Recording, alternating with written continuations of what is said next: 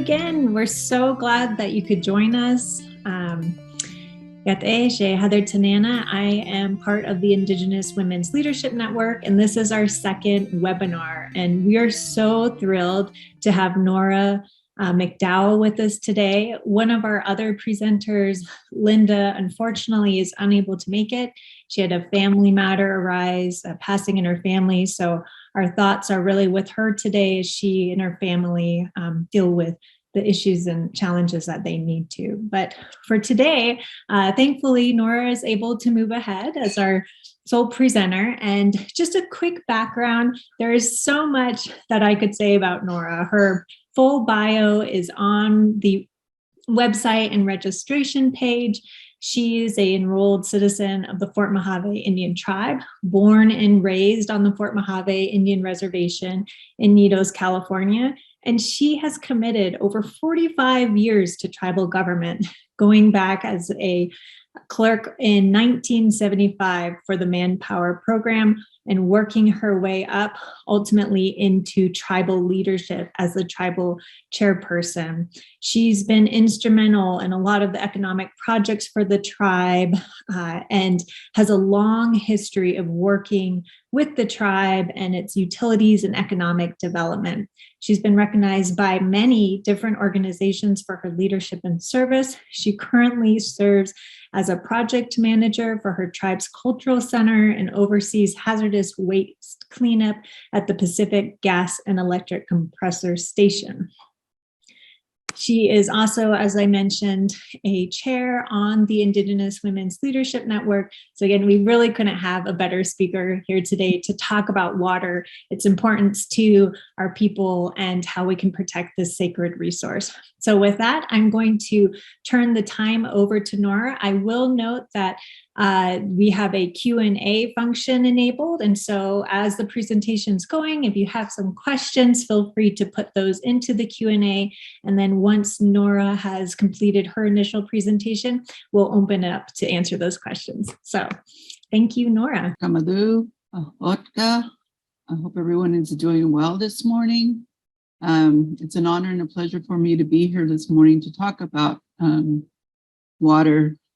As we're dealing through so much going on the Colorado River, and our namesake is the water. AhaMakav is the people of the river, or the Mohave people, right here on the banks of the Colorado River. So it is actively a big component in the way of life for our people here.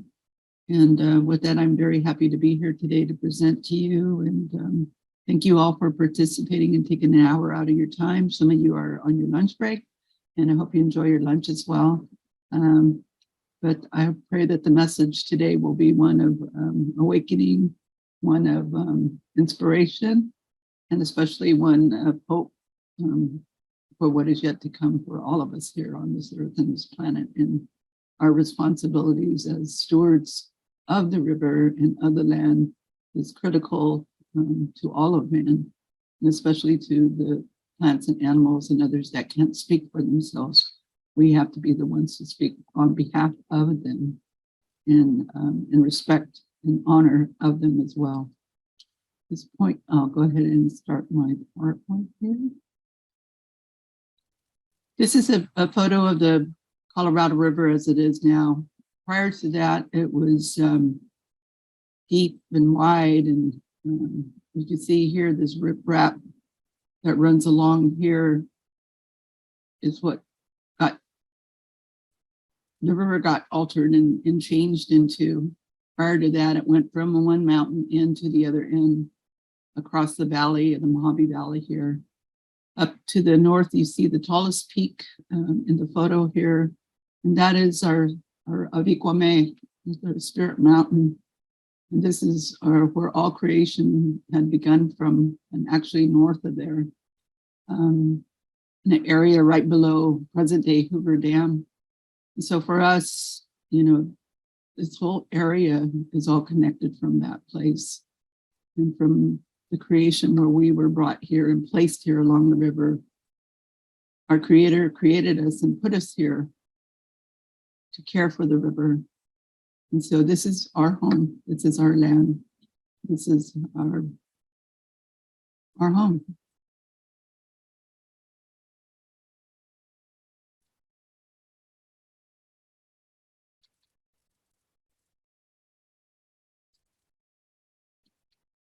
There we go. Let me click back on here. So in first times, creation in the natural order, was the whole foundation of our being. This creator came from the sky as a drop of water.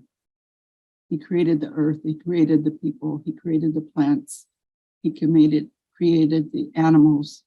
All those things were part of our existence. He created the river by sticking a staff into the river and went from one end to the other, north and south. And he created us thereafter. After that, he created the sky, the moon, the sun, all of the things that we see here today in our traditional homeland. Our creator's name is Matavi, and he is the one here that is shown in the picture. He is the one who gives us everything for our existence here on this earth. I'll tell you a little bit about the AhaMakav, the people of the river. That is our traditional name. We are a federally recognized tribe, and our lands are located in 3 states, California, Arizona, and Nevada. This land and water, this ancestral homeland, it's all of who we are, and it was given to us by our creator Matavi for the people, the AhaMakav. We are to protect the water, the land, the people, the cultural ways and values, and the guidance that he gave us, and to live in harmony with all things that he created. And most of them, if not all, most important is our spiritual ways, the cultural ways, the cultural values that are so important to how we have continued to survive in this area. The picture that you see in the background is a backside of Avikwame that I showed you earlier at the beginning. And so that shows the Lake Mojave, which is right behind Davis Dam. And then the flow also comes from Hoover Dam upstream from here, probably around 90 miles north of this location. But this is our area. And to the Mohave, AhaMakav, we are very dependent on the river. And it is everything to us. The natural order of the living river is revered by the people. It is the giver of life, and it also can be the taker of life. It gives us everything we need to continue in harmony with what the Creator created naturally for us. This belief and reverence is just as real to us then as it is to us today.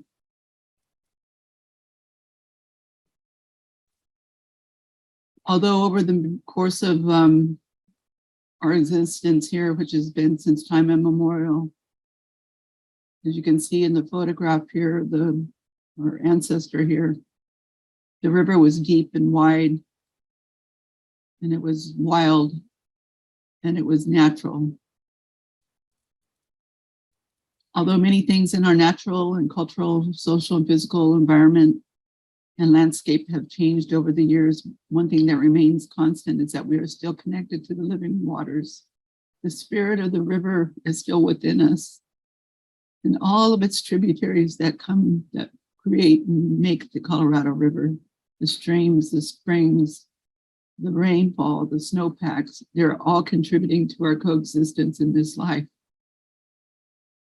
This is why we speak out to protect our land and our water. For land without water is nothing.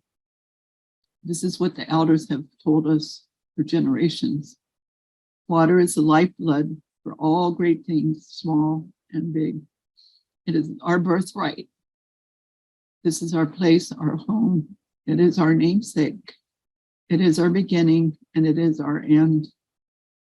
When we describe where we come from in our descriptive native tongue, Ahakalo Amunch, I live where the river bends. That's the name that was given to present-day Needles, California. Avikwame Amanchi Bench. I come from the mountain of Ikwame, Spirit Mountain. AhaMakav, we are the people of the river.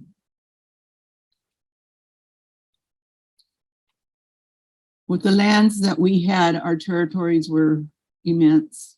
They started way up north, up at Hoover Dam, and went all the way to the west coast, to the Pacific Ocean. Our people talk about the area of Santa Barbara and down to Mexico, even into the Phoenix area and west towards the Flagstaff area. Our territory was huge and immense, and we shared that with our other sister tribes up in the upper basin and lower basin.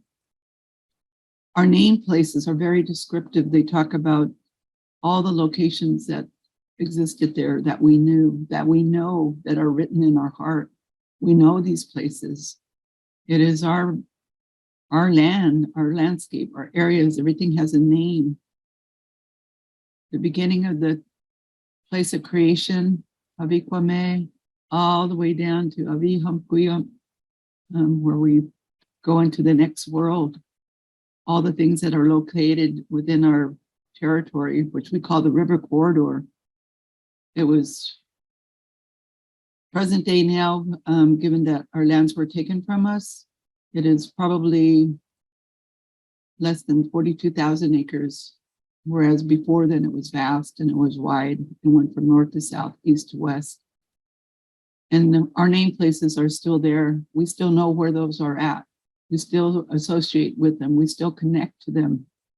Everything that we are and who we are comes from these descriptions.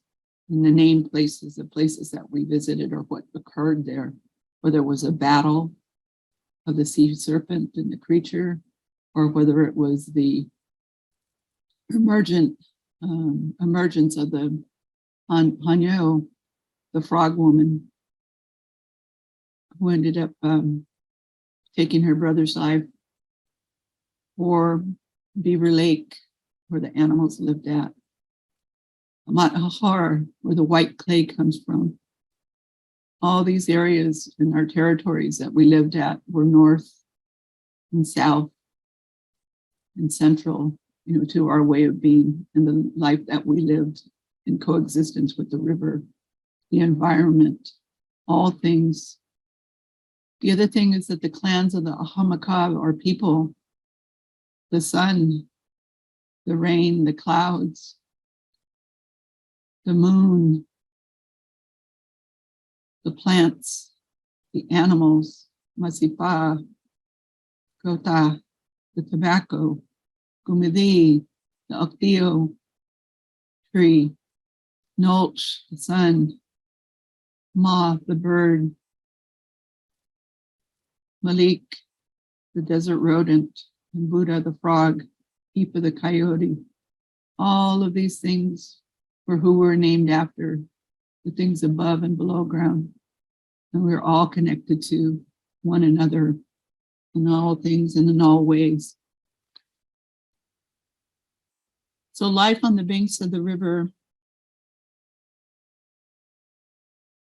from what I would remember and what I was told by our elders, was just the way that they were supposed to be, the way they were supposed to live. They were one with the land and the water. They lived on the banks of the river during the summertime, where temperatures obviously can get in the high hundreds, 120, 119 sometimes. And then during the wintertime, we would move to the higher ground because the water would come up at that time. And so they planted during those other times where before the water came up. But we lived up in homes throughout this area. So we had different villages and different places, but we were always by the river. We always were close by and connected to it. And it was our source of our existence. It was in what continues to this day to sustain us. And from the clays of the river, besides us being created, and placed here along the river by our Creator. We also took the clays from the river and made our water vessels, and made our pottery, our sticks, our woods, our bow and arrows, all those things that Creator gave to us. Even the matatis and the grinding stones. It was just everything that we needed that was here for us. And so the Mojave made these water vessels to carry water. Some of these vessels were huge, bigger than what you see here right now, but they carried water, and they were our what we used to move our water from one location to the other.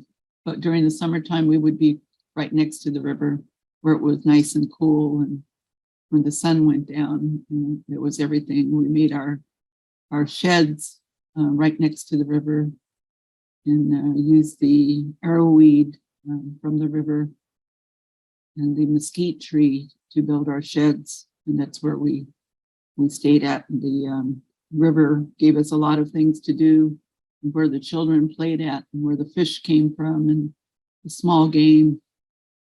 We used to play these different games with the water and the sand that was there. It was so pure, and it was so granular that we would build our sand castles and our little huts and our little villages.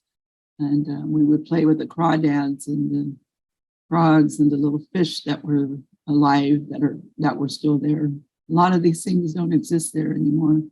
They're all gone. And the bullfrogs, everything that existed out there, there's not very many of them left. So we've seen seasonal changes as well in our environment. A lot of it, depending on the weather, whether it was very, very hot, we had a hot summer, or it was very, very cold. We had a number of things that occurred in our valley as well, but we always knew how to manage it. We always knew how to live with it. We always knew how to survive in even the harshest of times, and even in the best of times when we had good crops and we had a lot of melons and corn and fish, and everything was, shared with one another, especially if we had a good crop that came from the bounty that was fed and nourished by the granular sands from the natural river that provided us all of our abundant food for the summer. The mesquite beans as well, we used as flour to make our tortillas and our beans, and we'd cook, and we just enjoyed life on the river. And not only that, it was our playground. I remember growing up there as a young kid. I mean, after we finished what we had to do, that's where we headed to, and we played along the river. We just stayed there all day long until we had to go home and eat, and then we'd come back. That's the only time we left, but we were always there at the river, and our parents knew where we were at. And over time it changed, and those river places no longer exist because of the damming of the river, the channelization that occurred there. Different forms of sand beaches, were gone, or washed away, or eroded. And so for us now, what little remains of it, we try to protect those areas where we can still go down there and enjoy the river, be close to the river, and associate and connect with it. A lot of our elders right now, some of them haven't been to the river in years, because the access is hard, and it's a lot different than what we all remember growing up on the river. And so those changes have occurred, and they continue. Traditional water ceremonies. I'm half Hopi Tewa, and I'm also Mohave, but I was born and raised here on the Fort Mojave Indian Reservation all of my life. And in the Hopi tribe, when we are born, we have a naming ceremony where we wash the baby's hair, we give them a name, and usually it's a clan-related name. When we pass into the spirit world, our hair is washed again. And in the Mojave area, when we have a loved one pass, the hair of the women are cut as a sacrificial offering and gathered by the caretaker and returned to the river, or is sent to the spirit world. After the offering, the caretaker and those who oversee the cremation or burial go to the river to cleanse themselves. When we need healing, we go to the river and immerse ourselves into the living, healing waters and pray. Our elders say, if you go to the river, it will talk to you. All you must do is listen, just as the wind talks to us too. And I wanted to share this message here with you because it's so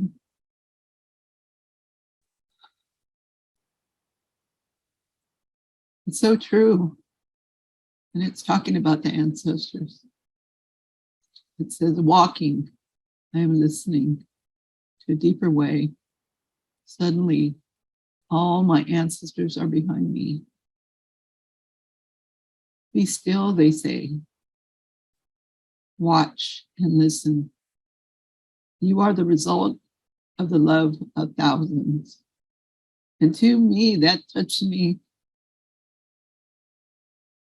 in such a way that even today, they are still with us. Even though they've gone to the next world, they are still there with us, supporting us, guiding us, directing us. And if we go back and continue to the river to pray, to listen, the answers will be given to us. So I remind each of you that are here that we need to reconnect to that water. And it's always, it has to be, because that's where we come from, every single one of us. So I wanted to share that with you, since it was such a profound reawakening for not only me, but hopefully for you. We had a water ceremony that we did. The lower Colorado River tribes, over probably, since probably 2008, 2009. We started gathering as tribes again. Some of our brothers and sisters in the lower Colorado River basin we're all related. A lot of them come from the same creation story and come from Abikwame, Spirit Mountain. And so over the past decade, we've been holding traditional gatherings again, coming together upon the land and gathering near or at the river. This effort has strengthened our spiritual connection to the water, specifically the river, the land, and the life they give us. The time has come for the people of the river to take charge of our innate bond to the river. This we call awakening the giant. Initiation of this awakening of the giant water ceremony was held at Kokwa Gathering in 2010, and waters from the tributaries of the Little Colorado River and the Green River were blessed as a way to begin the journey of this awakening.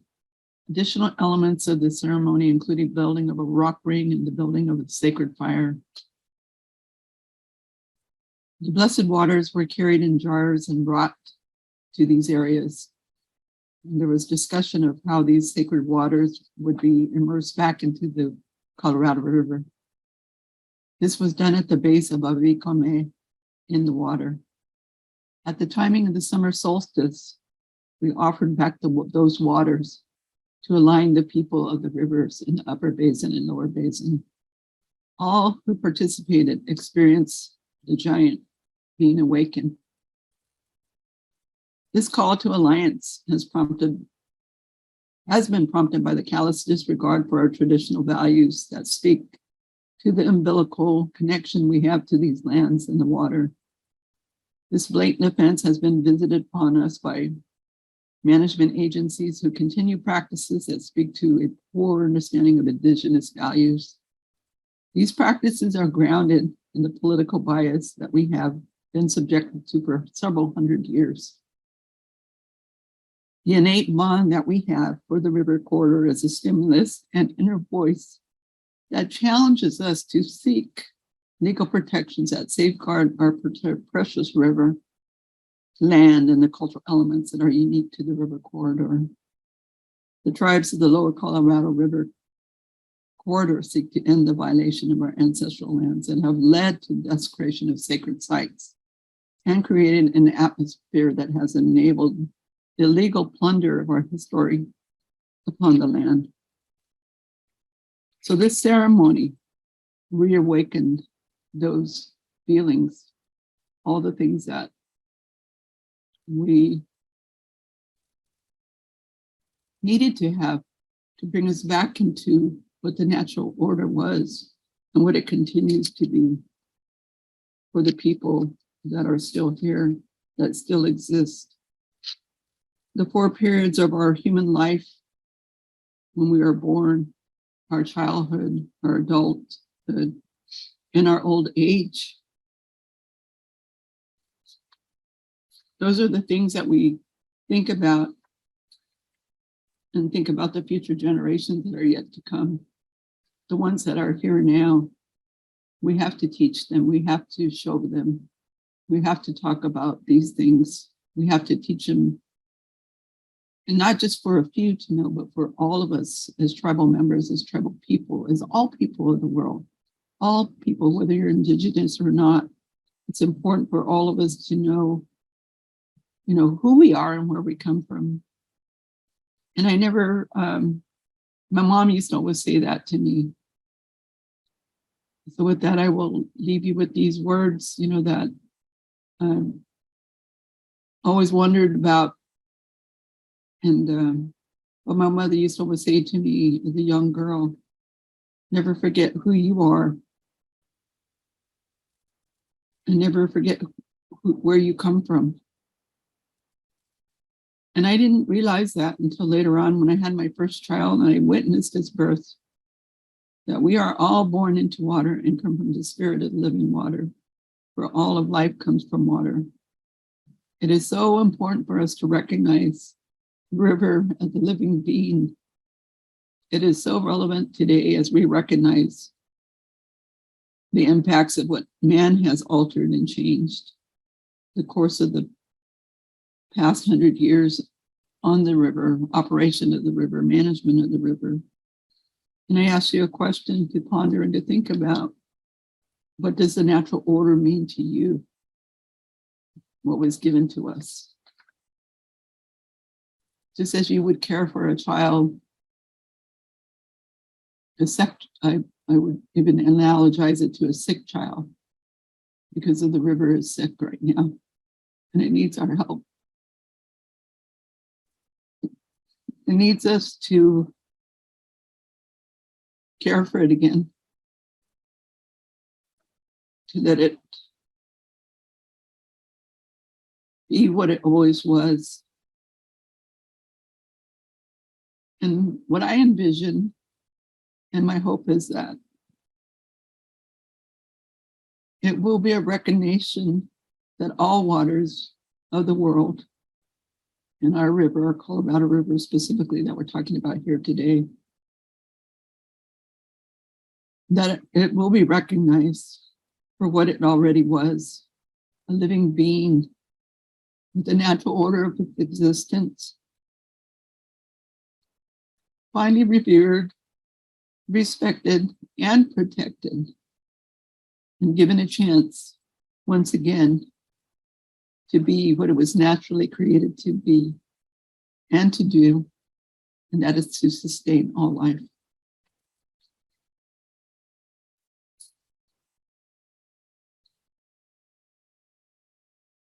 I just wanted to show you a photo here of an old news article that was sent out, and it talked about the last of our healers on the river.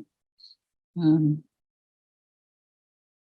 it talked about him being sent down the Colorado River on a burning raft.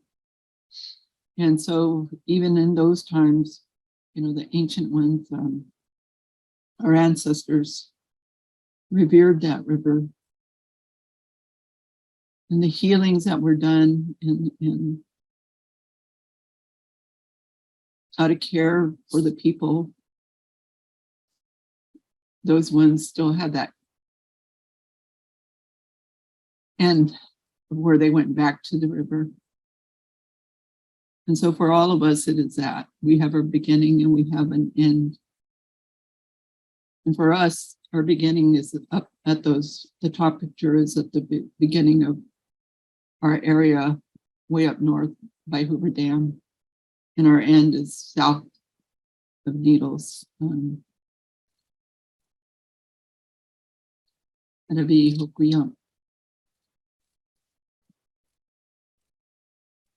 That's my presentation for today, and I hope you were able to gain a lot of wisdom of what I was able to share with you of our view. It's not the title of the webinar is through a cultural lens, but really it is through our life, our way, our being, where we all come from, the living water, the spirit of the river. It is our heart and our soul. It is our whole being. It is who we are and where we come from. And with that, I just want to thank you. And I want to thank our, give credit, obviously, to our creator, our ancestors, our elders, and especially for those that are yet to come, our future generations. I want to thank Paul Jackson Jr., who is our cultural artist and our outreach coordinator. He's our teacher and our mentor. I want to thank Angie and Linda, all those that work here at our AhaMakav Cultural Center, for all the knowledge and experience and history, that we share here, and that where a lot of the information I talked about today here has come from. I also want to thank the Colorado River Tribal Vision Group, who developed the Lower Colorado River vision for the Colorado River. And we can share that with you on maybe perhaps on the website. And we thank you all for being here today and taking your hour with us. And I'm sorry if I went over a little bit, but I'll turn it back over to Heather. Thank you. Thank you, Nora. And just in the couple comments we have already, I think your presentations and your words were just so powerful and resonated with many of us. So thank you for sharing your knowledge and your stories.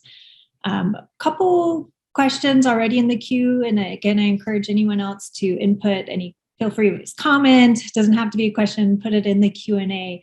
But first off, question for Melody. What are ways that we can advocate for the healing of the river?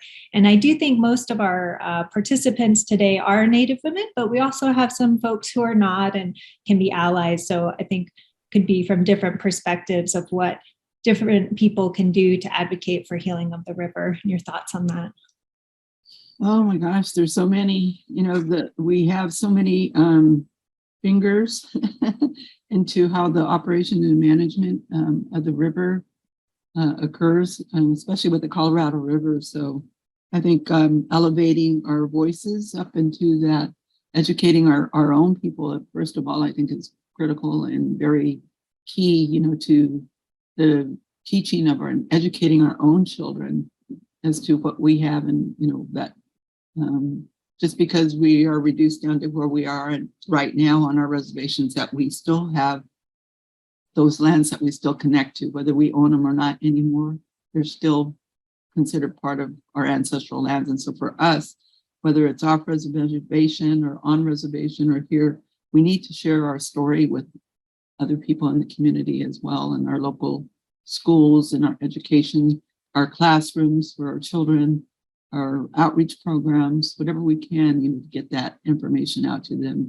So I will tell you one thing I always felt within myself is that I always felt like I had a hole in my heart and that there was something missing, but I couldn't quite remember what it was until later on in life. And I finally, learned a lot more about myself and my culture and my tribe, all those things we didn't learn growing up in school, but we're forbidden to talk and to really learn about. In some cases, for those that were in urban areas, that happened to a lot of us. So just culturalizing ourselves back into our own ways, our own beliefs, our own traditions, and our culture, I think is probably the best thing that we can do to do that. But also to share that with those that are on the outside that manage and operate these river streams and the dams and whatever else that we have to connect with. I think we just need to go outside of the normal way of how we've operated the past 100 years and develop new creative ways that we can be inclusive and not exclusive. We have to be there to share these things, to talk about our own experience and our knowledge of how we coexist here still. And, the things that we still rely upon to this day, the plants and the trees and everything that are there that were given to us to help us.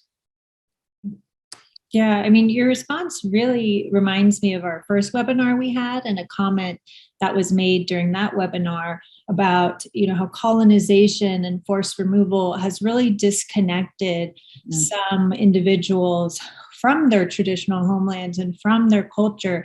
And yet that culture and tradition can be such a source of strength. And so one of the questions we had in our first webinar was, for those who, could be all sorts of reasons, don't have that connection to their heritage, to their language, their culture, how do they reconnect? Right. It sounds like from your response, it's one, to those that do, share it, teach others. I remember there was a time they didn't do that, but now everybody is wanting to do that because we have to have that. I mean, we have to heal ourselves in this process, but yet we also need to teach those on the outside as well. So it's kind of a balancing of the environments that we had to live in order for us to continue, but yet the values that we have are still critical and important to teach as well. Yeah, absolutely. And another question from the Q&A here. I know you spoke about water, but you've also done a lot of work as well with Spirit Mountain and protecting those lands and getting a national monument. And so maybe this relates to that as well. But the question is, how can those of us listening here, how can they support your work in protecting the river and the lands? Any maybe comment about how the national monument recognition is going, if people can contact their representatives or something, any tips? Yeah, we're still working on that. And fortunately, we were able to finally get an audience with our secretary, our beautiful Secretary of Interior, Deb Holland. She came out and met with our tribe. And we are still working on an overall effort to get the monument established through the Antiquities Act, through the administration and through the Biden administration in particular. You can go to the website. It's honoringavikwame.org. And it's got all the information that you will need there. You can sign a petition as well. You can write letters of support to her to establish that. But if you need any information or want any other documents from that, I can provide that as well.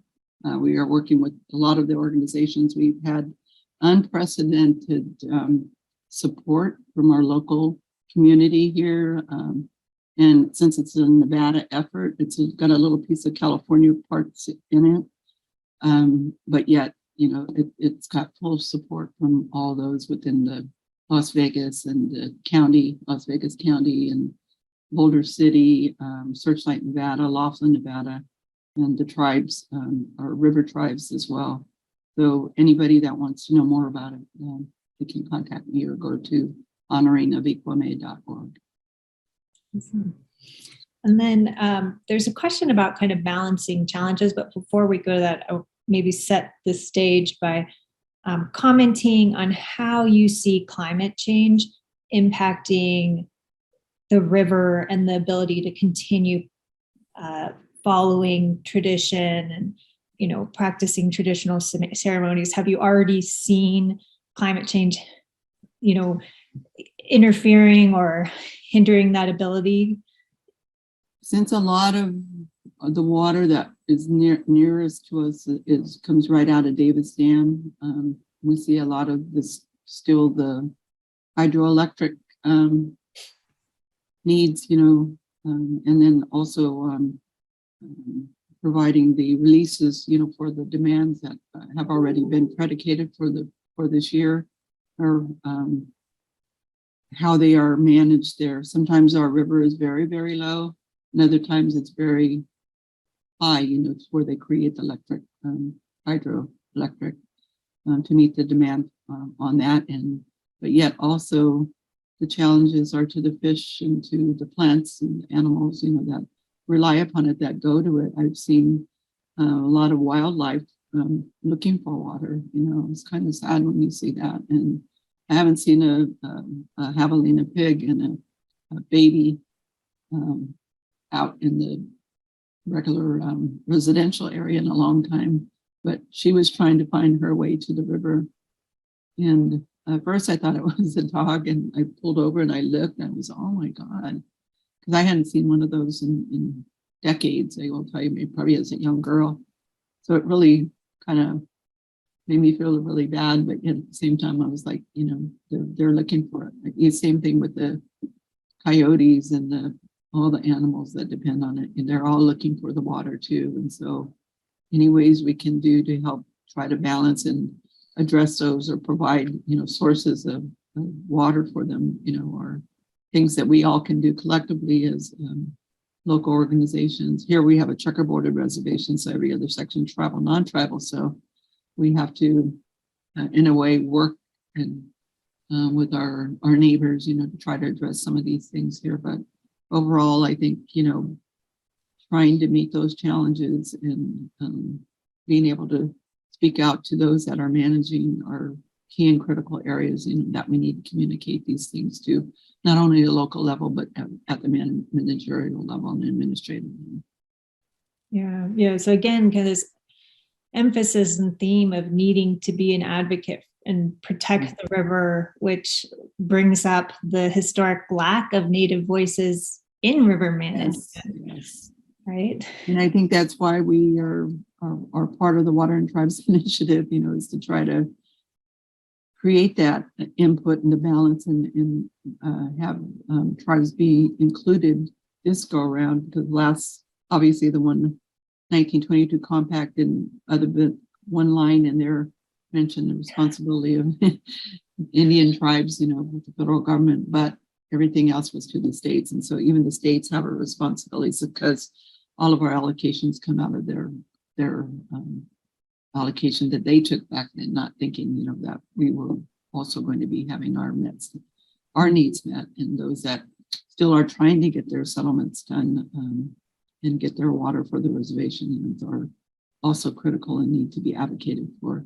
So hopefully this go around, as we've been advocating and trying to provide information about tribes and how we use water and what our priorities are and the ways that we feel we need to be consulted on, and or being just not consulted on.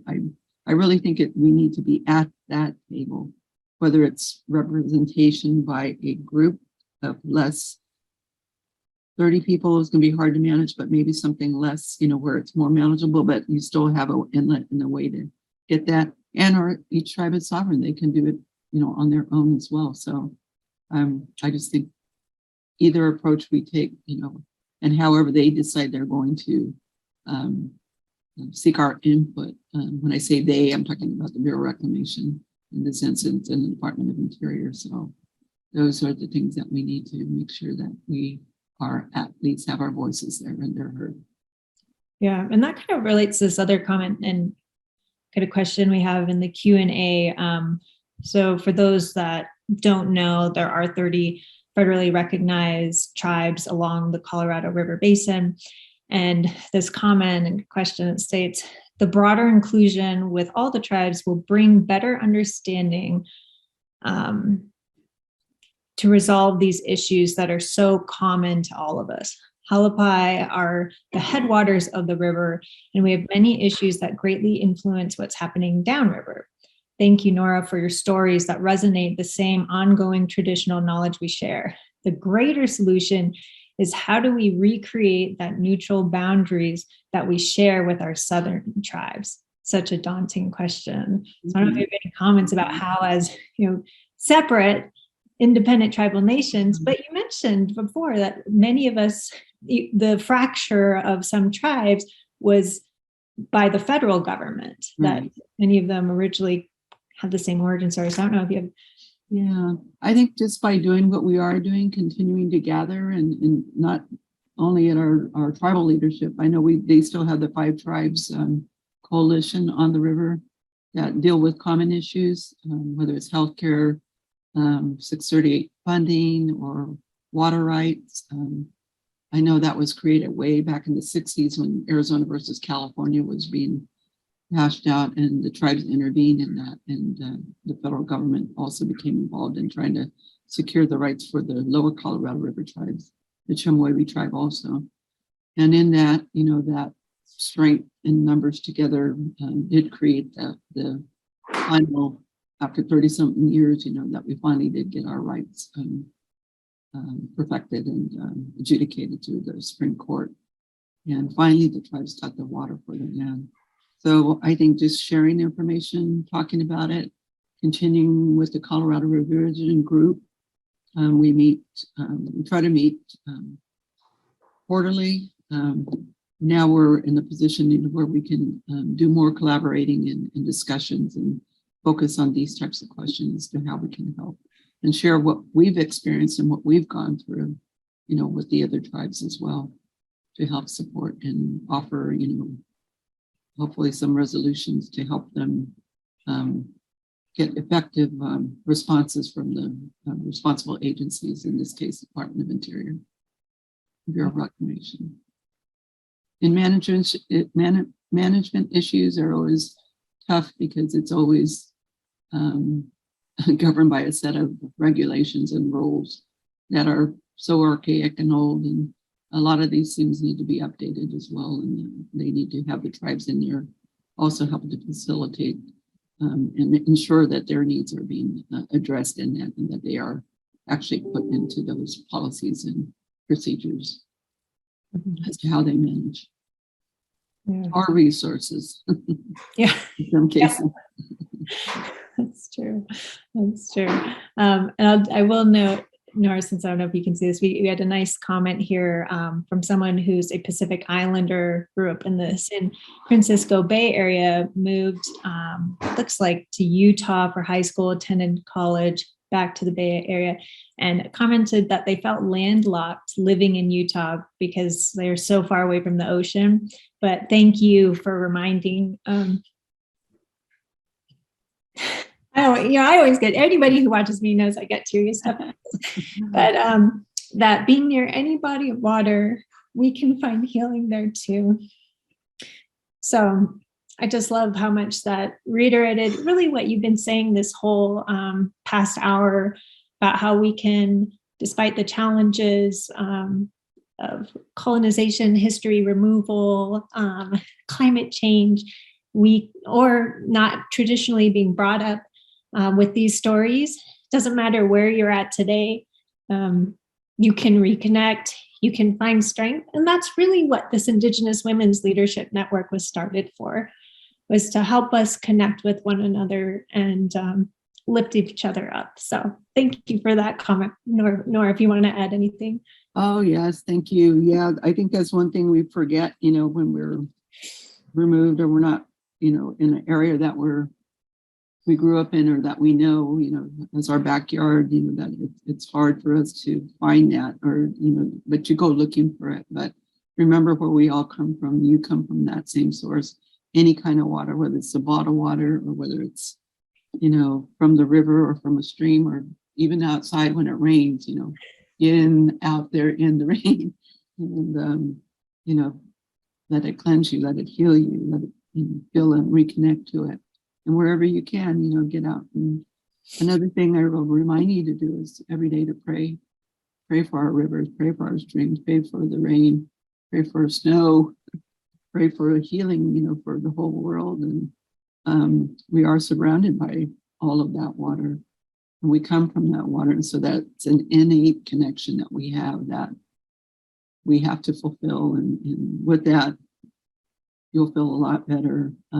Sometimes just, you take a shower every morning, even that water, just the water that is there, it all comes from the same source. So never forget that part of it either. But I encourage you to do that, to pray.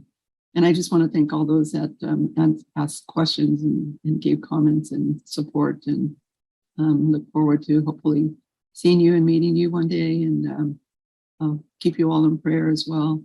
And let's all pray for one another. Thank you. Well, thank you everyone so much for joining us this week. We're excited. We're going to have the launch of our website, iwln.org, where these webinars will be posted and just ways to continue to stay and connect. And these are an ongoing series. So if you sign up, you will be added to our newsletter that announces them. Thank you, Nora. Thank you for your leadership, your knowledge. Just an amazing woman. And thank you everyone for joining us today. Thank you, Heather. Everyone take care.